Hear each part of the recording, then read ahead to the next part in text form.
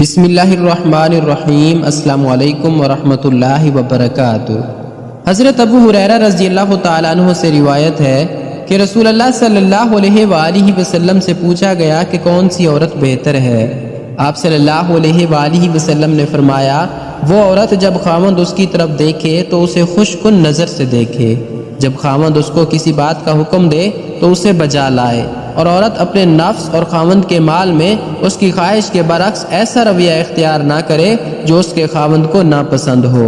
میرے نبی صلی اللہ علیہ وآلہ وسلم سے پوچھا گیا کہ عورت پر سب سے پہلے کس کا حق ہے، تو آپ صلی اللہ علیہ وآلہ وسلم نے فرمایا اس کے خاوند کا۔ ایک خاتون آئی کہ میری شادی ہو رہی ہے، میرے اوپر میرے خاوند کا کیا حق ہے؟ تو آپ صلی اللہ علیہ وآلہ وسلم نے ارشاد فرمایا، تیرے خاوند کے جسم پر پیپ سے بھرے زخم ہو اور تو اپنی زبان سے چاٹ چاٹ کر زخم صاف کرے تو تو نے اپنے خاوند کا حق ادا نہیں کیا۔ خاوند کو سمجھایا کہ سب سے بہترین مسلمان وہ ہے جو بیوی سے اچھا سلوک کرتا ہے، اور میرا سب سے اچھا سلوک ہے اپنی بیویوں کے ساتھ۔ آپ ہمیں معاشرت سکھا رہے ہیں۔ جب نبی کریم صلی اللہ علیہ وآلہ وسلم نے عورت سے متعلق تعلیمات فرمائیں تو آپ کے صحابہ کرام نے ان پر عمل کرنے کا حق ادا کر دیا۔ چنانچہ حضرت عمر رضی اللہ تعالی عنہ اپنی طبیعت کی وجہ سے سخت مزاج تھے، مگر اہل خانہ کے ساتھ بہت پیار محبت سے رہتے تھے۔ ایک دن ایک شخص اپنی بیوی کی وجہ سے بہت دکھی تھا، چاہتا تھا کہ مجھے اجازت ملے اور میں بیوی کو 2-4 تھپڑ لگا دوں۔ چنانچہ وہ شخص حضرت عمر رضی اللہ تعالی عنہ کے پاس اپنی بیوی کی بد اخلاقی کی شکایت کرنے کے لیے آیا۔ حضرت عمر رضی اللہ تعالی عنہ نے اس کی بات سنی اور فرمایا، دیکھو یہ میری بیوی ہے، یہ میرے لیے کھانے پکانے والی خانسا ماں کی مانند ہے، میرے لیے روٹی بناتی ہے، میرے کپڑے دھونے والی دھوبن ہے، میرے بچوں کو دودھ پلانے والی ہے اور میرے دل کو سکون دیتی ہے۔ میں اس کی وجہ سے حرام کاموں سے بچ جاتا ہوں، اس لیے ان سے درگزر کیا کرو۔ حضرت انس رضی اللہ تعالیٰ عنہ کہتے ہیں کہ رسول اللہ صلی اللہ علیہ وآلہ وسلم نے فرمایا، وہ عورت جس نے 5 وقت کی نماز ادا کی، رمضان کے روزے رکھے، اپنی شرمگاہ کی حفاظت کی، اپنے شوہر کی اطاعت کی، قیامت کے دن اس سے کہا جائے گا کہ جس دروازے سے تو چاہے جنت میں داخل ہو جا۔ اسی اطاعت شواری کا ایک نمونہ یہ ہے کہ جب شوہر بیوی کو اپنا طبی تقاضا پورا کرنے کے لیے بلائے تو بیوی انکار نہ کرے۔ اس سلسلے میں حدیث مبارک میں واضح تعلیمات موجود ہیں۔ چنانچہ ارشاد مبارک ہے، جب آدمی اپنی بیوی کو اپنی حاجت پوری کرنے کے لیے بلائے اور بیوی انکار کرے، جس پر شوہر غصے کی حالت میں رات گزارے، تو صبح تک فرشتے اس عورت پر لعنت بھیجتے رہتے ہیں۔ حضرت ابن عباس رضی اللہ تعالیٰ عنہ فرماتے ہیں کہ نبی کریم صلی اللہ علیہ وآلہ وسلم نے فرمایا، مجھے دوزخ دکھلائی گئی تو اس میں زیادہ تر عورتیں تھیں جو کفر کرتی ہیں۔ کہا گیا، یا رسول اللہ صلی اللہ علیہ وآلہ وسلم، کیا وہ اللہ کے ساتھ کفر کرتی ہیں؟ آپ صلی اللہ علیہ وآلہ وسلم نے فرمایا کہ خاوند کی ناشکری کرتی ہیں اور احسان کی ناشکری کرتی ہیں۔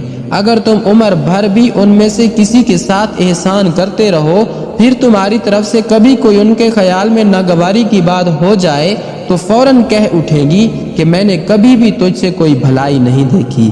پہلا بنیادی رشتہ خاوند اور بیوی ہے اور آخری رشتہ بھی خاوند اور بیوی ہے، لیکن اس وقت ہمارے معاشرے میں خاوند سے زیادہ اس کے ماں باپ حق جتلاتے ہیں، خاوند سے زیادہ اس کی بہنیں حق جتلاتی ہیں، خاوند سے زیادہ اس کے رشتہ دار حق جتلاتے ہیں، اور جھوٹی سچی شکایتیں لگا کر خاوند کو بیوی سے متنفر کرتے ہیں اور کہیں بیوی کو خاوند سے متنفر کرتے ہیں، آپس میں لڑائی پیدا کر کے پھر خوش ہوتے ہیں۔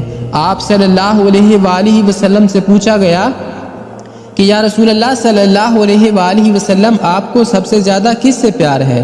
آپ صلی اللہ علیہ وآلہ وسلم نے فرمایا، عائشہ صدیقہ رضی اللہ تعالی عنہا سے۔ پھر آپ کو کس سے زیادہ پیار ہے؟ تو آپ کہتے ابو بکر سے۔ تو آپ نے فرمایا کہ ابوہا، کہ مجھے عائشہ کے باپ سے زیادہ پیار ہے، مجھے عائشہ کے باپ سے سب سے زیادہ پیار ہے۔ یہ آپ کو میسج دیا ہے کہ گھر کی زندگی کیسی ہوتی ہے۔ اما عائشہ صدیقہ رضی اللہ تعالیٰ عنہ چھوٹی عمر کی تھیں، انہیں آٹا گوندھ کر دیتے تھے، ان کو سامنے بٹھا کر لقمے بنا کر کھلاتے تھے۔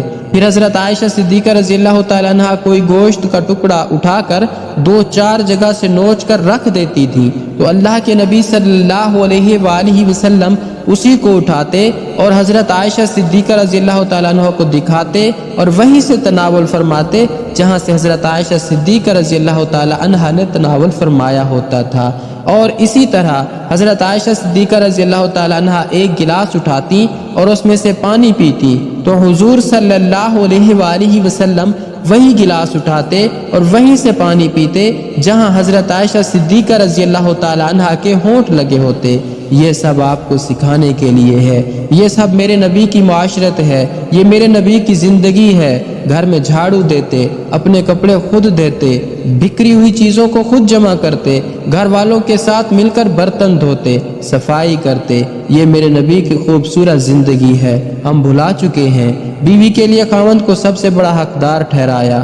بعض بیویاں ایسی بھی نادانی کرتی ہیں کہ شادی کے بعد بھی اپنے ماں باپ کی آنکھ کو دیکھ کر چلتی ہیں۔ شادی کے بعد سب سے بڑا خاوند کا حق ہے۔ ماں باپ پیچھے چلے جاتے ہیں، بہن بھائی پیچھے چلے جاتے ہیں، لیکن یہ نادانیاں بھی دیکھنے کو ملتی ہیں کہ شادی کے بعد بھی ماں باپ اپنی بچی کو اپنے قابو میں رکھنے کی ترکیبیں سوچتے ہیں تو وہ اپنی بچی کا گھر برباد کر دیتے ہیں۔ میرے نبی صلی اللہ علیہ وآلہ وسلم سے پوچھا گیا کہ عورت پر سب سے پہلے کس کا حق ہے؟ تو آپ صلی اللہ علیہ وآلہ وسلم نے فرمایا اس کے خاوند کا۔ حضور اقدس صلی اللہ علیہ وآلہ وسلم ایک جہاد کے سفر سے واپس آ رہے ہیں، اما عائشہ صدیقہ رضی اللہ تعالیٰ عنہ ساتھ ہیں۔ آپ نے صحابہ کرام سے کہا کہ آگے چلے جاؤ، وہ سارے آگے چلے گئے۔ جب سارے نظروں سے غائب ہو گئے تو آپ صلی اللہ علیہ وآلہ وسلم نے فرمایا عائشہ دوڑ لگاؤ گی میرے ساتھ؟ عائشہ صدیقہ رضی اللہ تعالیٰ عنہ نے فرمایا جی ہاں لگاؤں گی۔ تو حضرت عائشہ صدیقہ رضی اللہ تعالیٰ عنہ فرماتی ہیں کہ میں آگے نکل گئی، اللہ کے نبی صلی اللہ علیہ وآلہ وسلم پیچھے رہ گئے، چاہے آپ جان بوجھ کر ہی دل جوئی کے لیے آہستہ ہوئے ہوں۔